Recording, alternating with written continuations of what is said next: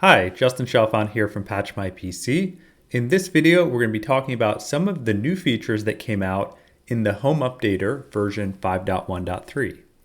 The first thing that we're going to look at is within the apps and the app library, we've added a category feature where you can filter different applications that you might want to install and/or filter a list of installed apps by different categories.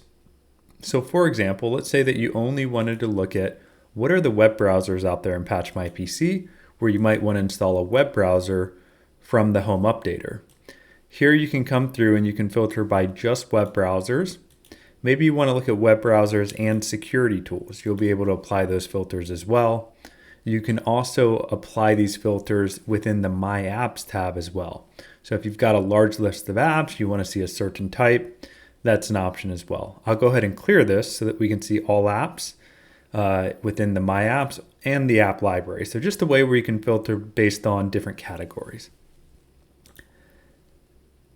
The next changes that we've done is within the settings, we've added a couple of new features.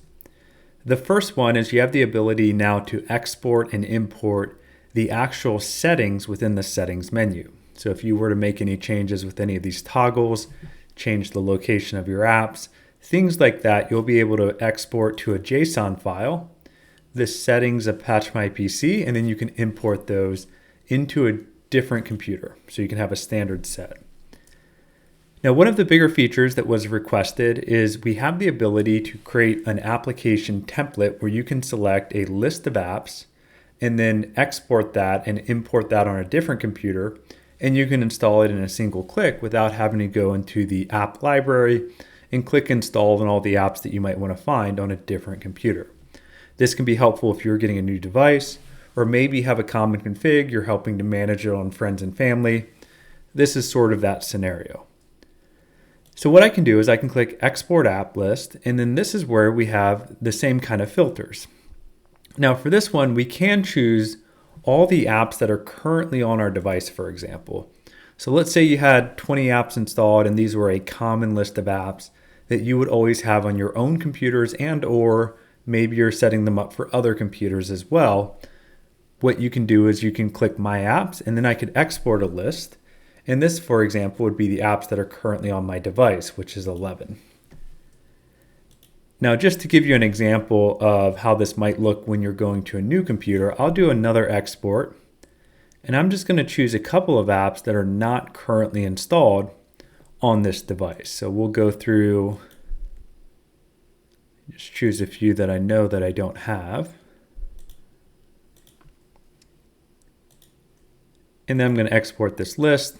I'll just put on my desktop for now and then click Save. Now what I can do is I can click on Import.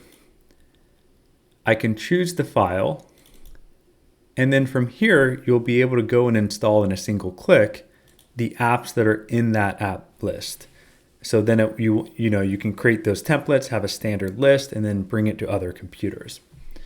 So these are the key features we did. We did a couple of other UI improvements, as well as some optimization to how quickly the apps scan. So whenever we're detecting apps, we made some optimizations there so it's quicker overall. And then within the settings pane, we did a little bit of adjustments to the margins of the settings within the settings pane. That's the updates. We think these features will be helpful. Appreciate the feedback for features that you want to see in next versions.